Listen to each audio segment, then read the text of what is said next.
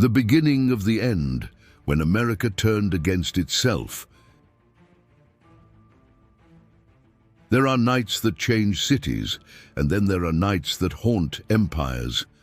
At 1 a.m. on June 11, 2025, the streets of Los Angeles stopped being part of a city and became a battlefield for something far deeper, a silent civil war.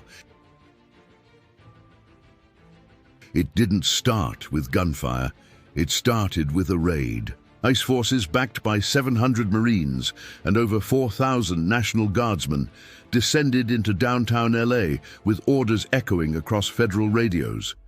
Proceed with full authorization. Use equal or greater force.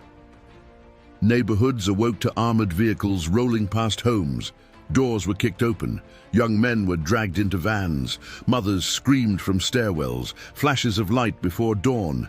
But they weren't from fireworks. They were from a government reclaiming control. Curfews, chains, and silence. Mayor Karen Bass, unable to stem the chaos, declared a state of emergency. From 8 p.m. to 6 a.m., downtown Los Angeles became a ghost zone.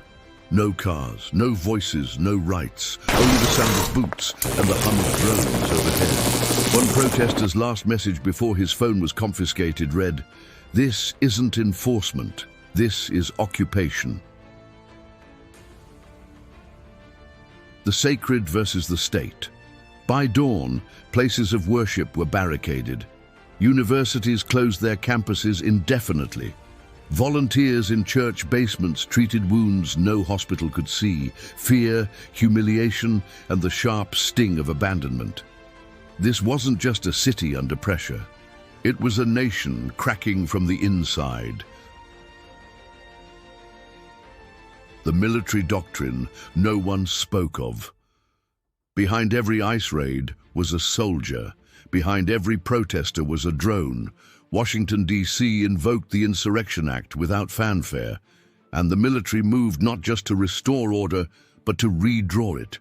Strategists now whisper about urban pacification protocols, civil liberties suspended under temporary authority, federal courts rejecting state pleas for relief.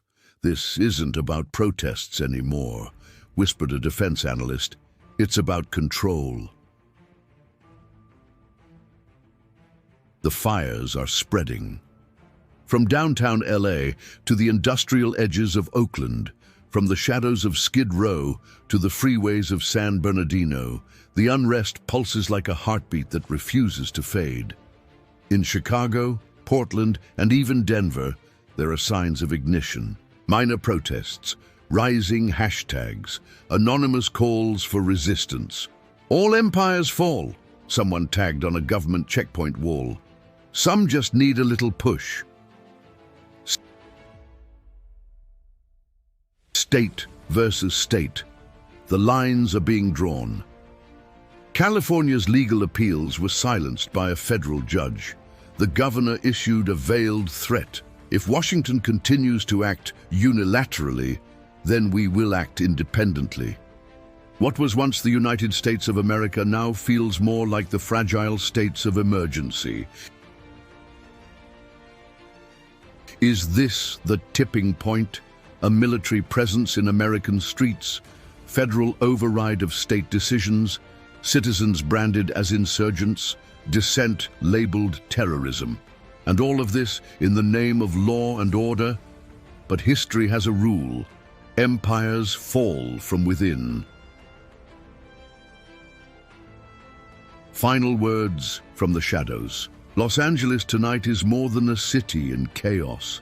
It is a warning flare in the night, a burning letter to every capital on earth. This is what happens when democracy starts to fear its own people. So ask yourself, is this justice?